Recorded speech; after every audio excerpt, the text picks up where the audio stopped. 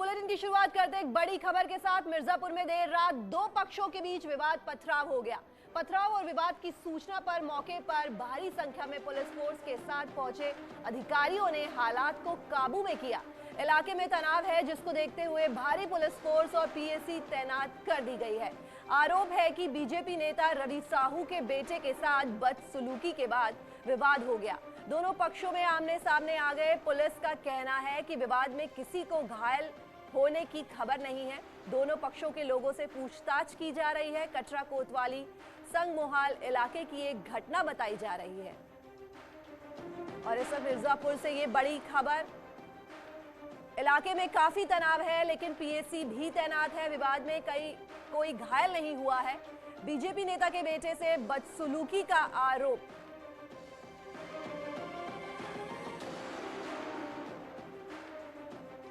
वर्गों में किसी लड़की को लेकर या ऐसा कुछ बताया जाता है, किसी और मुद्दे पर कोई समस्या पैदा हो गई थी आपस में, जिसमें जो है थोड़ा भीड़ इकट्ठा हो गई थी। भीड़ को जो है समझा बुझा के हटा दिया गया है। पर्याप्त बल यहाँ पर डिप्लॉय कर दिया गया है। जो भी स्थिति बनती है थाने पर दोनों पक्षों से वार्ता करके तदनुसार विधिक कार्रवाई की जाएगी। केंद्रीय गृह मंत्री अमित शाह 2 दिन के दौरे पर वाराणसी पहुंच रहे हैं, जहां पर 2022 में होने वाले चुनाव को लेकर बैठक करेंगे।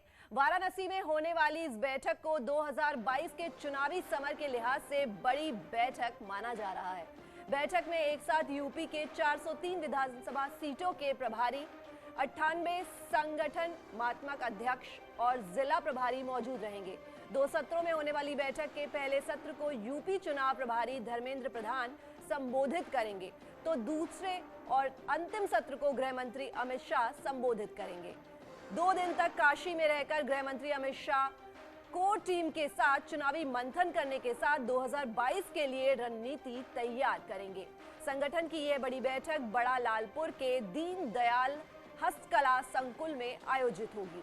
बैठक में प्रदेश प्रभारी राधा मोहन सिंह, प्रदेश अध्यक्ष स्वतंत्र देव सिंह और संगठन महामंत्री सुनील बंसल मौजूद रहेंगे।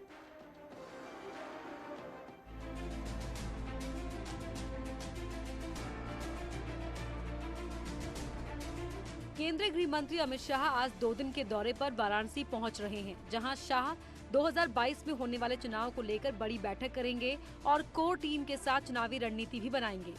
2 सत्रों में होने वाली बैठक के पहले सत्र को यूपी चुनाव प्रभारी धर्मेंद्र प्रधान संबोधित करेंगे, तो दूसरे और अंतिम सत्र को गृह मंत्री अमित शाह संबोधित करेंगे।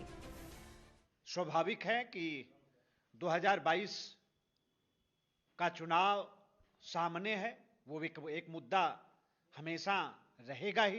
किस तरह से रिकॉर्ड सदस्य भारतीय जनता पार्टी के बने, भारतीय जनता पार्टी का हमारा जो परिवार है वो कैसे और बड़ा हो, उसका विस्तार कैसे हो, मुझे लगता है कि इस पर विशेष तौर पर फोकस गृह मंत्री जी का रहेगा। दूसरा चुनाव है, उस पर स्वाभाविक मार्गदर्शन उनका मिलना ही है हम लोगों को।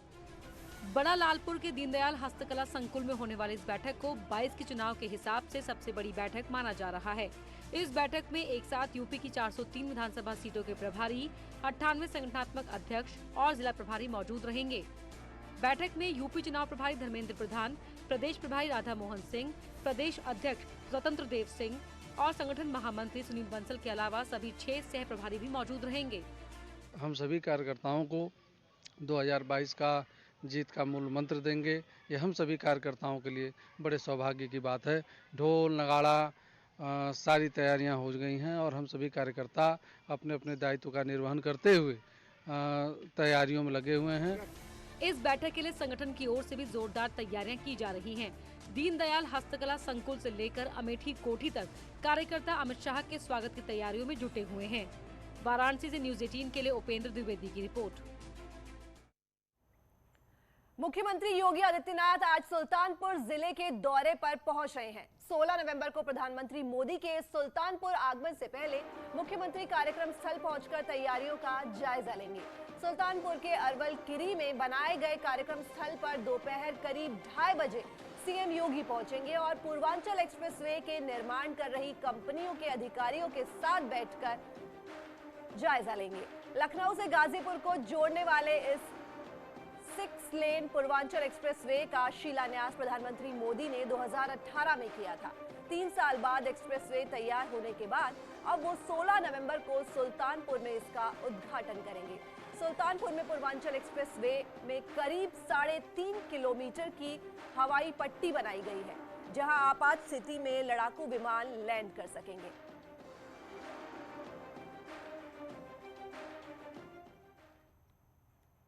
लखनऊ में आज यूपी डिफेंस इंडस्ट्रियल कॉरिडोर में निवेश प्रोत्साहन से जुड़ी बड़ी मीटिंग होगी, जिसमें रक्षा मंत्री राजनाथ सिंह और सीएम योगी आदित्यनाथ मौजूद रहेंगे। ये बैठक सीएम आवास पर सुबह 10 बजे से 1 बजे तक होगी। इसमें रक्षा क्षेत्र के जुड़े प्रमुख उद्यमी और निवेशकों शामिल होंगे। यूपी के बुंदेलखंड क्षेत्र में डिफेंस कॉरिडोर का निर्माण हो रहा है।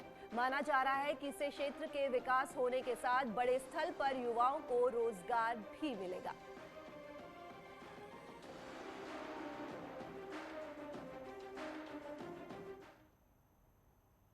यूपी प्रभारी और कांग्रेस महासचिव प्रियंका गांधी गुरुवार शाम को लखनऊ पहुंची। आज वो कॉल हाउस में पार्टी पदाधिकारियों के साथ बैठक करेंगी। माना जा रहा है कि प्रियंका गांधी विधानसभा चुनाव को लेकर उम्मीदवारों के नामों पर मंथन कर सकती हैं। साथ ही कांग्रेस की प्रतिज्ञा यात्रा के आगामी कार्यक्रम को लेकर भी प्रियंका पदाधिकारियों के साथ चर्चा करेंगी। कल शाहजहांपुर में प्रियंका ने आशा वर्कर्स से मुलाकात की थी। आशा कार्यकर्ता का आरोप है कि जब वे अपनी मांगों को लेकर प्रदर्शन कर रहे थे तो उनके ऊपर पुलिस ने कुछ दिन पहले लाठी चार्ज किया था, जिसमें कई लोग बुरी तरह से घायल हुए थे। आज शाहजहांपुर पहुंची हैं प्रियंका गांधी, जहां प्रियंका ने आशा कार्यकर्ता से मुलाकात की और उनका हालचाल जाना। आशा कार्यकर्ता का आरोप है कि जब वे अपनी मांगों को लेकर प्रदर्शन कर रहे थे तो उनके ऊपर पुलिस ने लाठी चार्ज किया, जिसमें कई लोग घायल हो गए।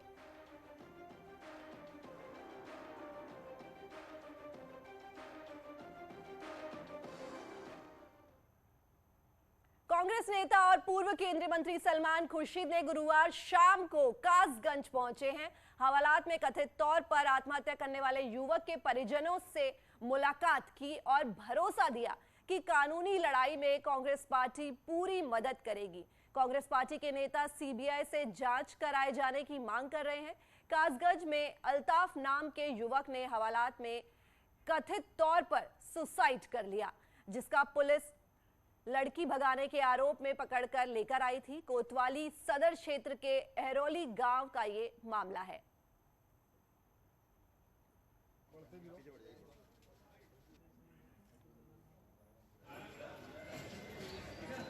बताने के लिए कि कानूनी कार्रवाई में कोई कोताही ना हो, कोई कमी ना रहे। जो कुछ करने की ज़रूरत होगी वो हम करके देंगे। यहाँ से लेकर सुप्रीम कोर्ट तक, हाई कोर्ट तक, जहाँ जो ज़रूरत पड़ेगी वो हम करेंगे। प्रियंका गांधी आने का कार्यक्रम था, क्या वो आएंगी? जी देखिए मेरा काम जो था वो मैंने बता दिया, मैं जिस लिए आया था। आगे क्या फैसला होता है आगे। लखनऊ से खबर है, अखिलेश यादव की सरकार में खनन मंत्री रहे गायत्री प्रजापति को आज कोर्ट सजा सुनाएगी। लखनऊ की एमपी एमएलए कोर्ट ने गायत्री प्रजापति को गैंगरेप एक्ट का दोषी पाया है। गायत्री प्रजापति के साथ उनके सहयोगी रहे आशीष शुक्ला, अशोक तिवारी को अदालत आज सजा का ऐलान करेगी। आपको बता दें कि गायत्री प्रजापति और अन्य 2 लोगों को बुधवार को कोर्ट ने चित्रकूट की एक महिला से गैंगरेप का दोषी करार किया था। पीड़िता ने आरोप लगाया था कि साल 2014 में गायत्री के आवास पर उसके साथ गैंगरेप हुआ था। गायत्री प्रजापति इस मामले में 15 मार्च 2017 से जेल में बंद है।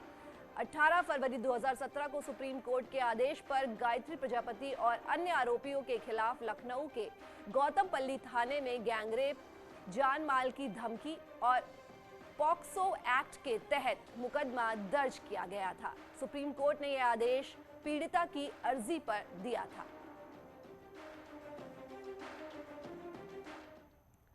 लखनऊ से बड़ी खबर, राजधानी में जीका वायरस के 2 केस मिलने से हड़कंप मच गया है।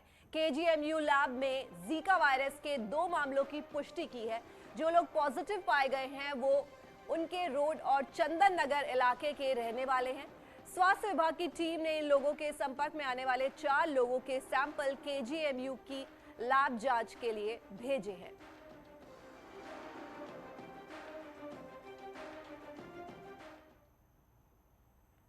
अयोध्या में आज 14 कोसी परिक्रमा का शुभारंभ होगा। सुबह 10:40 पर 14 कोसी परिक्रमा का शुभ मुहूर्त है। कल सुबह 8:33 पर इस यात्रा पर समापन हो जाएगा। कोरोना के चलते सैकड़ों वर्ष पुरानी परिक्रमा बाधित रही इस वर्ष अब अयोध्या में परिक्रमा मेले पर लाखों की संख्या में श्रद्धालुओं के पहुंचने का अनुमान लगाया जा रहा है।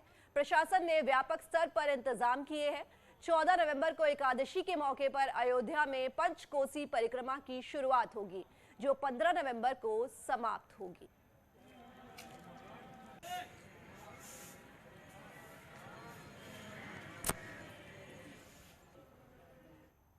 चौदह कोसी का मतलब होता है कि यह लोक जो है 14 लोक हैं, 7 नीचे और 7 ऊपर।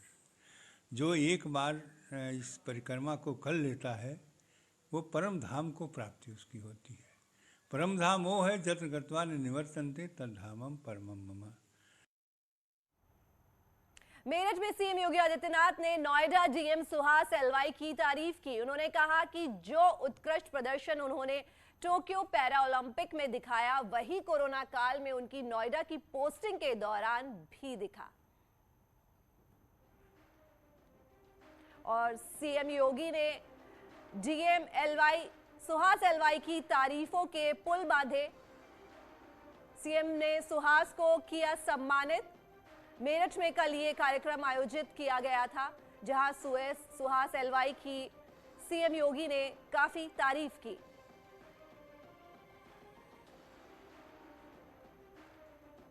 के जिलाधिकारी हैं और जिलाधिकारी के रूप में मैंने उनको जिलाधिकारी के रूप में तब तैनाती दी जब कोरोना की दस्तक गौतम बुद्ध नगर जनपद में पड़ चुकी थी।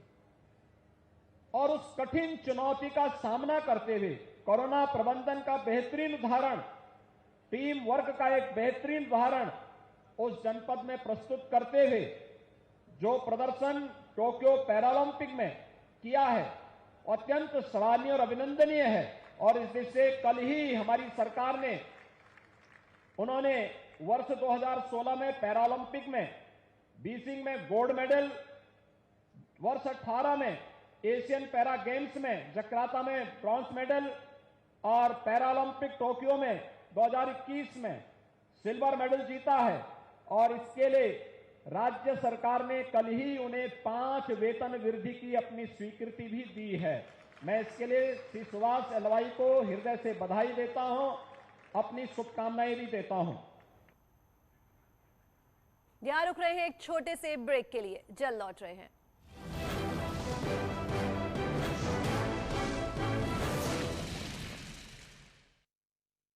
कांग्रेस ने किया चुनाव अभियान का आगाज। हल्द्वानी में विजय शंखनाद रैली में बीजेपी सरकार को उखाड़ फेंकने का लिया संकल्प। अयोध्या में दीपोत्सव के बाद वाराणसी में भव्य देव दीपावली की तैयारी। 18 नवंबर को 15 लाख दियों से सजेंगे काशी के घाट। देश के आखिरी गांव माणा में 5 दिन के लापसा मेले की शुरुआत। खास हिमालयी सामान के लिए दूर दूर से पहुंचे लोग। कल से अमित शाह का वाराणसी दौरा। 403 विधानसभा प्रभारियों से लेंगे फीडबैक। बीजेपी ने तैयार किया 100 दिन का विशेष चुनावी कार्यक्रम। मोदी शाह समेत तमाम दिग्गज करेंगे दौरा। पंजाब विधानसभा के विशेष सत्र के दौरान पंजाब विधानसभा में हंगामा। नवजोत सिंह सिद्धू ने विपक्ष पर जानबूझकर हंगामे के लगाया आरोप। कंगना रनौत के बयान पर बवाल। जीतन राम मांझी ने पद्मश्री वापस लेने की मांग की। कंगना के आजादी वाले बयान पर भड़के लोग। देवेंद्र फडणवीस की बड़ी मुश्किल। नवाब मलिक की बेटी नीलोफर ने भेजा 5 करोड़ का नोटिस। चेन्नई में अब सामान्य हो रहे हालात। फ्लाइट सर्विस भी शुरू। बारिश की वजह से लगी थी रोक, कई लोगों की गई जान। तमिलनाडु के चेन्नई में एक महिला सिपाही का सराहनीय कदम। कंधे पर घायल शख्स को रखकर पहुंचे अस्पताल। भारी बारिश के बाद घायल हुआ था शख्स। बीते 24 घंटे में देश में 13,091 नए केस, 340 मरीजों की मौत। महाराष्ट्र में आज कोरोना के 997 नए केस, 28 लोगों की मौत। दिल्ली में पिछले 24 घंटों में कोरोना के 40 नए केस, कोई मौत नहीं। महोबा में बेकाबू बाइक से गिरने से मां बेटी घायल, गंभीर हालत में अस्पताल में भर्ती। कबरई थाना क्षेत्र की घटना। उन्नाव के लखनऊ आगरा एक्सप्रेसवे पर बड़ा हादसा, कार ठीक करने उतरे 5 लोगों को तेज रफ्तार कंटेनर ने रौंदा, हादसे में 2 की मौत। बिजनौर में नदी पार करने के दौरान हुआ हादसा, तेज बहाव की वजह से डूबी नाव, करीब 12 किसान नदी में डूबे, सभी को सुरक्षित बाहर निकाला गया।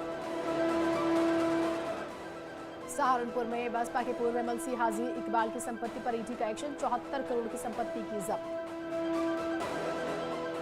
प्रयागराज में आनंद गिरी को सेशन कोर्ट से बड़ा झटका, अखिल भारतीय अखाड़ा परिषद के अध्यक्ष महंत नरेंद्र गिरी को आत्महत्या मामले में जमानत याचिका खारिज। झांसी में मिट्टी का तेल डालकर लड़की ने दी जान, दीवारों पर लिखा सुसाइड नोट, पुलिस मामले की जांच में जुटी। अलीगढ़ में एक शख्स ने 22 लाख की लूट की, बैंक से रुपए लेकर बाइक से मंडी जा रहे शख्स को लूटा। लखनऊ में पुलिस ने 2 बांग्लादेशी नागरिकों को किया गिरफ्तार, दोनों पर फर्जी भारतीय आईडी से पासपोर्ट वीजा बनवाने का आरोप।